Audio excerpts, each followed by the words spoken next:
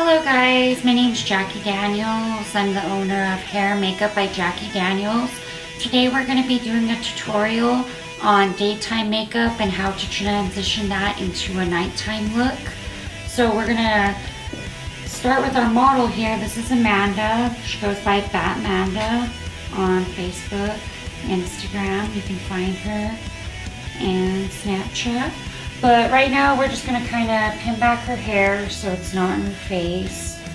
So we have good accessibility to all of her face and nothing's kind of getting in our way. So she has clean skin, but I always recommend, especially if you're a makeup artist, to prep the skin regardless. Sometimes people don't use good moisturizers and there's leftover makeup and residue. It's just to give yourself a cleaner palette. And if you're just doing this yourself and you want to know how to go from a daytime look to a nighttime look, again, you know, having good moisturizer, prepping the face is always going to be important, whether you're just doing this yourself or you're a hair and makeup artist doing this on a model or a bride. Basically, I'm using some wipes from Neutrogena, something for sensitive skin. She has combination skin, so she still does have sensitive skin, but she does have some oily skin, so we're going to use different products on her to kind of accommodate that. So now that we know her skin is clean, we're going to prep it. So I have a pH skin normalizer. This is from Motives. They have a line called Skin Intelligence, which really helps if you have a combination skin or just really unbalanced skin. This is going to help balance the pH. So now that we have that down, we want to make sure we apply a good moisturizer. Again, I'm using Skin Intelligence Daily Moisturizer on her face. This is actually good if somebody has combination skin, sensitive skin. Overall, it's just very good for the skin. So the one thing after I have applied our moisturizer, we're going to put the primer on. You want to make sure that you clean your hands in between so you don't really have that residue on your hands when you're putting the primer on. So just any antibacterial hand wipes will do fine. And that's just to kind of clean your hands up. So now I'm going to use primer by Motives on her face. This is going to help. Primers make such a big difference before you put on makeup. After that, I'm going to use some stuff to correct her eyes. Everybody has dark circles. This just kind of helps with it. It's an eye base. Again, I clean my hands because this is going to be a different consistency from the primer. So we'll have her look up. Just going to kind of apply this under the eye area. So basically I'm using two different foundations on her. I'm using Mary Kay's Ivory number 3 and I'm using MAC's number NC15. She's very fair skinned, so we're trying to give her a little bit of tone, but not too much, and that's where the Ivory 3 comes in, because the NC15 from MAC is pretty accurate to her skin, but it's just a little too pale and it doesn't have a lot of natural tones to it, so it looks a little funky. So now I'm just going to kind of use a sponge and work my way back through, starting at the middle and working my way out.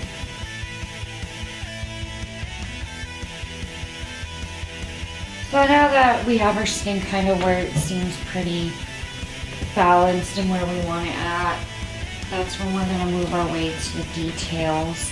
I like to start with eyebrows usually because that's going to set where you want to set up your eyeshadow. Most of the time I'll draw the eyebrow And then that's kind of my end point, not to go out of that area for her eyeshadow. So before you start the eyebrows, if you have any problems with creases, that's what the translucent powder is good for. This one's by Motives. I recommend starting this before you start anything else, letting this sit on your skin. You're just going to use a loose brush, just kind of pat it into those areas. We already used the Invisalign primer before, so this kind of helps set it. What's nice about translucent powder is you can put a bunch and you can just dust it away. It doesn't make a difference.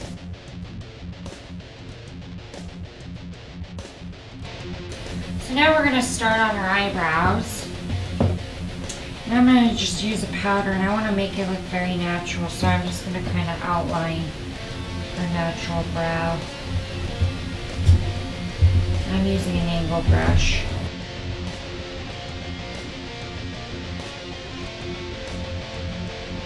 So now I'm going to use a round tip brush, and I'm going to use that for the beginning of her brow just to kind of give her more of a natural start. This is a daytime look, so we want to make sure everything looks very, very natural.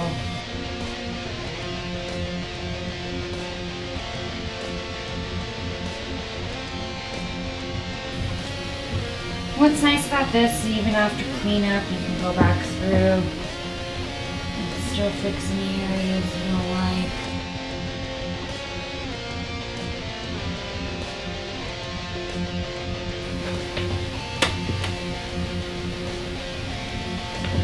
So I pretty much have her brows where I want them at. And again, like I said, this is a good guideline for you to always know from the end of the eyelid to the end of the eyebrow. This is where you want to put your shadow, play it safe. There's a couple of ways you can go about this if you don't feel comfortable blending and staying within this area. Sometimes people use labels just to kind of tape off that area so you know where you can stop. And then if you make a little bit of a mess, it's okay, you can blend and not worry about going outside the lines. So again, this is a daytime look. So we want to use colors that are not going to be too aggressive. So I'll start with the base color. I'm just using Vanilla by Motives.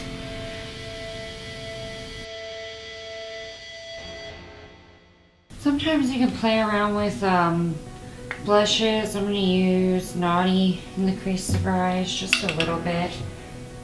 Make sure you tap out your brushes so the fall off isn't as bad.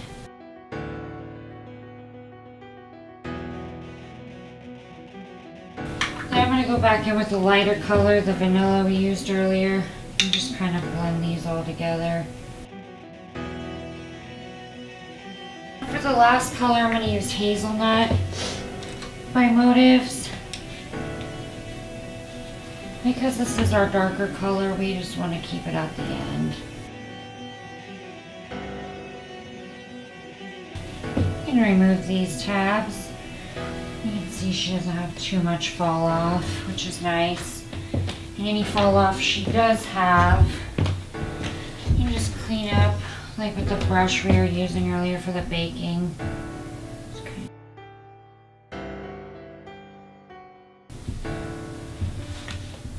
And you don't have to be done afterwards. I just kind of like to use the lighter color to blend outward into the foundation so it looks a lot natural.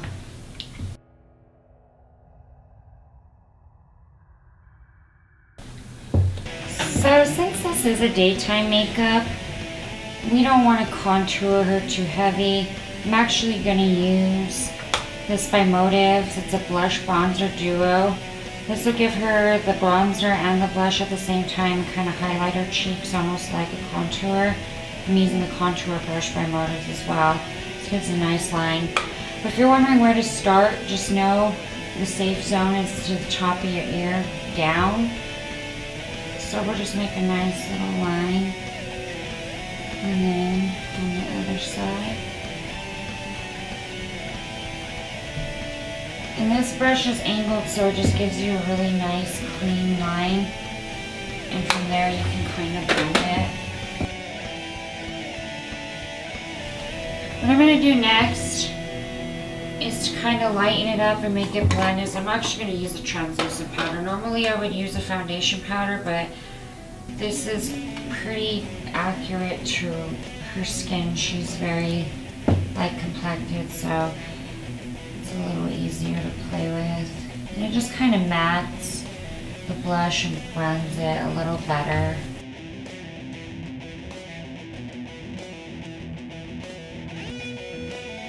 This little technique I like to do sometimes to make it blend a little better is add the foundation back on to the brush a little, kind of go on the outsides to blend it into the top area and the bottom area. Just turns her cheek, you can kind of see what I'm talking about. Just makes it blend a lot nicer, gives it that airbrush effect so there's not a line there.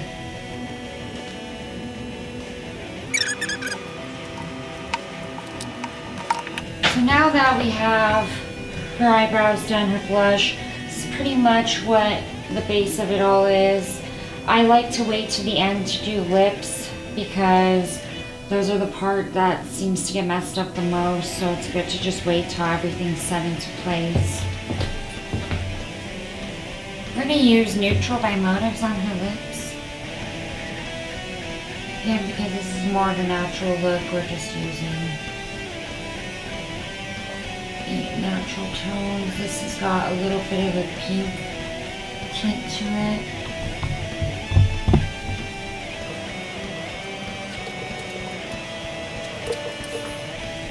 I'm going to use Silhouette, which is a lipstick moisturizer by Motives.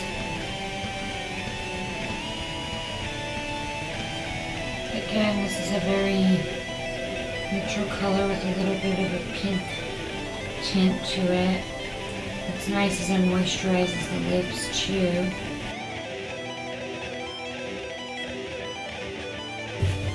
So now we're going to put a nice thin line of eyeliner right there. Just nothing too dramatic. No cat eye. This one's Onyx by Motives. And again, I'm just going to put it a little bit of a line. And later when we transition to a darker look, we could put a cat eye on her. But right now, we don't want to do anything too dramatic.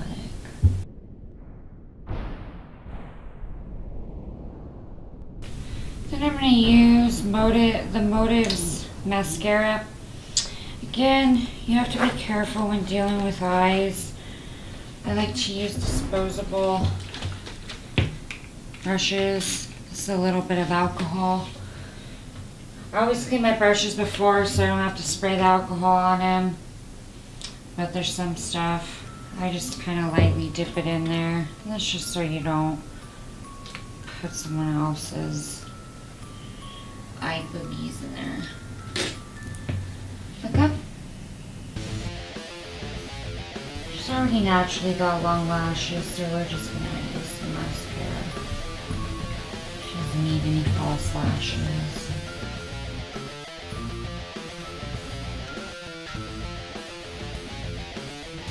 After that's all said and done, we pretty much have her look where we want it. So we're going to use setting spray. She doesn't really have a shine issue, so I'm going to use the 10 years younger setting spray on her.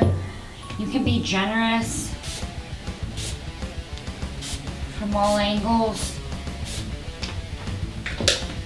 And then this is where I'll kind of go back with the translucent powder to give her that matte finish.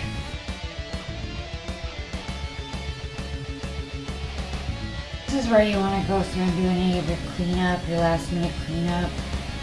Like under her eyes, she had a little bit of mascara on her lips. Just want to do a cleanup because this is your setting area. And again, this is just a really nice look. Even after I put the powder, I like to put a little more setting spray. And, you know, she's good to go now, you know. This is for the office. It's got to be a very simple look.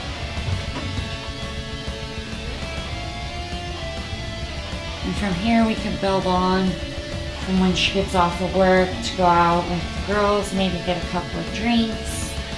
We can darken up this makeup very easy. I don't know if you want to cut it.